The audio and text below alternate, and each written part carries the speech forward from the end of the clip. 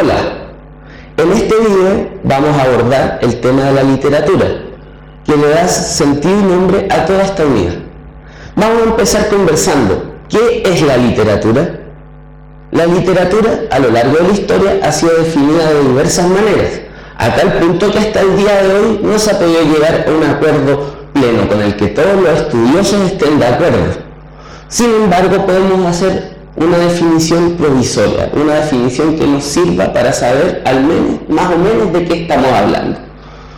La definición provisoria que vamos a utilizar es la de arte verbal. Tenemos por un lado el concepto de arte, que remite a técnicas expresivas que ocupa el ser humano para expresar sus sentimientos, sus pensamientos, sus opiniones, su manera de ver el mundo, la manera en la que se relaciona con sus pares, la manera en la que se relaciona con su época. Por el otro lado tenemos la noción verbal. ¿Verbal qué significa? Como explicamos al principio, el lenguaje verbal es aquella que utiliza palabras, que utiliza un sistema de signos articulados. ¿Qué significaría arte verbal entonces? Por un lado tenemos que las artes ocupan diferentes medios de expresión. Por ejemplo, la pintura ocupa la disposición de colores, de formas, dentro de una superficie, dentro de un lienzo. La escultura trabaja disponiendo un material en volumen. La danza trabaja ocupando el propio cuerpo humano para la expresión. La música ocupa sonidos y ocupa silencios. ¿Cuál es la especificidad del arte literario? Bueno, que ocupa como medio las palabras.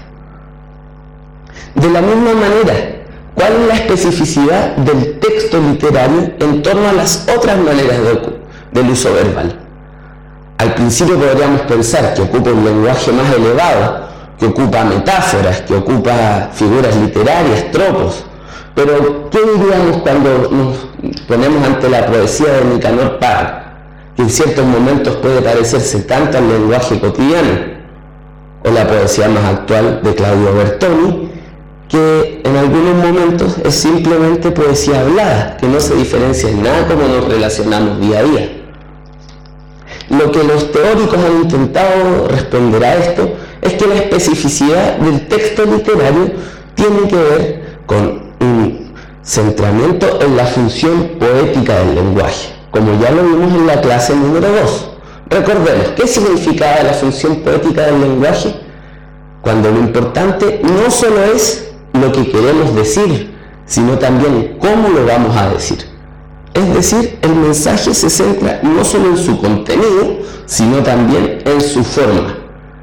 ¿Por qué? Porque de esta manera la transmisión del lenguaje produce en el receptor no solo una aceptación del contenido, sino que también, al verse obligado a pensar en la forma, en la manera en la que te lo están diciendo, la aceptación no es tan pasiva e inmediata.